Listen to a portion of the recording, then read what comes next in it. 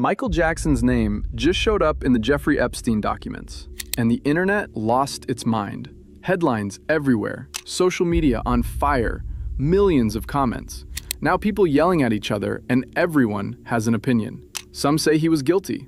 Others say he was a hero who rescued kids from Epstein's island. But nobody, and I mean nobody, is asking the one question that actually changes everything.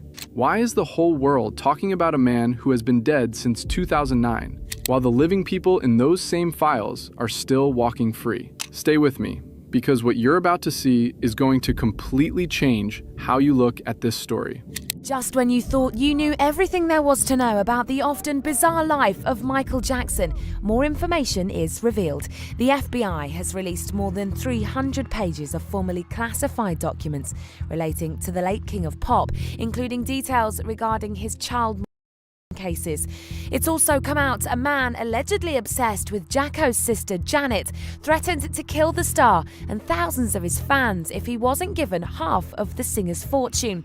In one letter dated in July 1992, the man states he will personally attempt to kill if he isn't paid his money. You didn't click on this video by accident. You want the real story, the truth about Michael Jackson and Jeffrey Epstein, and that's exactly what you're going to get. Today, we're breaking down what the Epstein files actually say about Michael Jackson, what the FBI uncovered after a decade-long investigation, and the conspiracy that spread to millions. We're also asking the question the media won't. Was Michael Jackson used as a distraction to protect the real predators? By the end, you'll have the facts and evidence to decide for yourself. Let's get into it.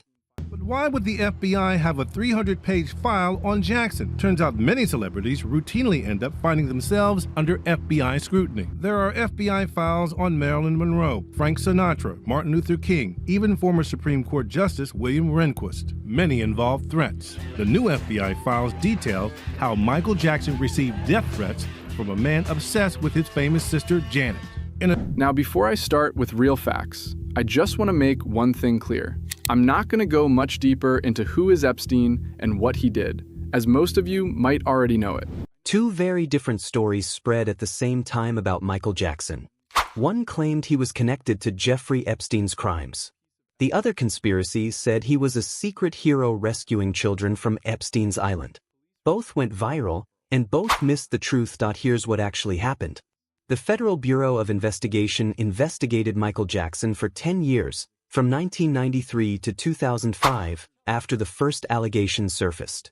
They reviewed over 600 pages of documents, used extensive federal resources, and conducted a full-scale investigation that on December 9, 2004, the case was closed. The FBI's official statement: no evidence of criminal conduct by Jackson. After a decade of investigation, they found nothing.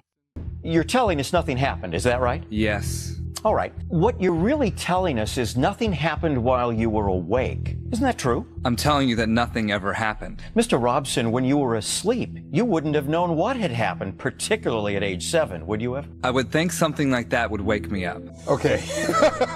Okay. Compose yourself. The prosecution's theory is that this witness that they didn't call, but who they say was molested, didn't remember because he was asleep when it happened. Is that right? The prosecution's theory is if they're called by the Jackson camp, they must be lying. Gee, doesn't that sound familiar? First of all, I remember Wade Robson. I talked to Wade Robson. Okay. I remember this kid very well, and some of the other witnesses we'll see. And he was as strong as he could be 12 years ago as he is now with respect to what happened. And this is the witness who the maid said she saw with Michael Jackson in the shower. Is that correct? Yes. So he flatly contradicts that. He appears to be very credible. He says, no, that didn't happen. And this maid, of course, received money from Michael Jackson and therefore has a motive. And let's remember that testimony. She doesn't say she specifically sees him. Remember, it was foggy in the shower. Yes. She may have saw two people, wasn't quite sure, testified she couldn't tell, and now this comes out. In 2003, police raided Neverland Ranch and seized 16 hard drives belonging to Michael Jackson. Every computer he owned was taken and sent to the Federal Bureau of Investigation's top forensic team for analysis. Investigators examined everything: files, deleted data, searches, downloads, looking for any illegal material.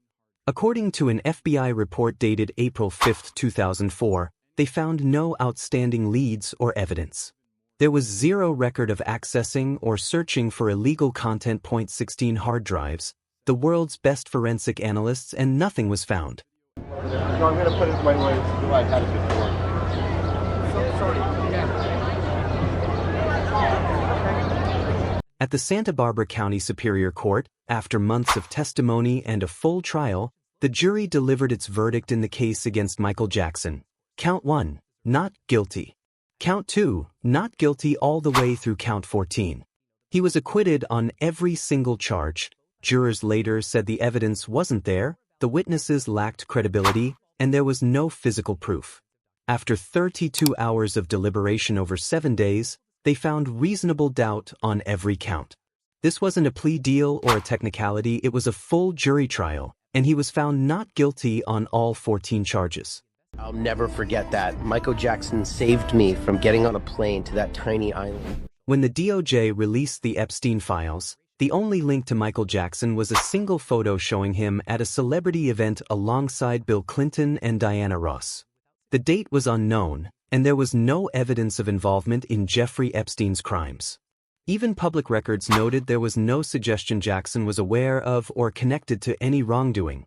His name also appeared on a DOJ list of politically exposed persons, but that list included hundreds of public figures, even people who died before Epstein's crimes began, meaning it was not proof of involvement. An alleged Epstein victim, Johanna Schoberg, stated under oath that she had no sexual contact with Jackson and never gave him a massage. There were no flight logs, no island visits, and no accusations tying him to Epstein, just one photo on the other side. A viral conspiracy claimed Jackson was a hero who built Neverland to rescue children from Epstein's island. But the timeline makes that impossible. Jackson bought Neverland in 1988, while Epstein purchased Little St. James in 1998, a 10-year gap. The first allegations against Jackson came in 1993, 5 years before Epstein even owned the island. The dates simply do not add up, and the conspiracy collapses when you check the facts. As photos that are coming out, the White House, Abigail Jackson from the White House saying, per the Epstein Files Transparency Act, DOJ was specifically instructed only to redact the faces of victims and or minors. Here is a picture of Bill Clinton with his arm around Michael Jackson and redacted individuals. And so that is some of the early thinking right now of these files that are being released, photos and some redactions along the way as well. Some more than 1,200 victims with powerful figures, and the files include new photos of former President Bill Clinton and Epstein on the island. So now for more on this, to talk about the way that these files... The viral audio claiming Macaulay Culkin said Michael Jackson saved him from Jeffrey Epstein's island spread to millions across TikTok, X, and YouTube. It was called a smoking gun. But it was completely fake, AI-generated. On February 18, 2026, Snopes rated the claim false after analysis showed a high likelihood of AI voice fabrication. Culkin has never mentioned Epstein in any verified interview. The clip appeared right after the Epstein files resurfaced Jackson's photo, suggesting someone created it to push the conspiracy. Meanwhile, Corey Feldman publicly defended Jackson. Feldman, who has spoken about abuse he suffered in Hollywood alongside Corey Haim, stated that Jackson was never one of his abusers. In fact, he described Jackson as a safe place during a time when he felt exploited by powerful figures in the industry. In short, the viral proof was fake, and key first-hand voices directly contradicted the conspiracy narrative. So let's start. So now I want to hear from you. Drop a comment below. Do you think Michael Jackson was deliberately used as a distraction to keep people from focusing on the real names in those Epstein files? Tell me what you think. I read every single one. Here's the bigger question.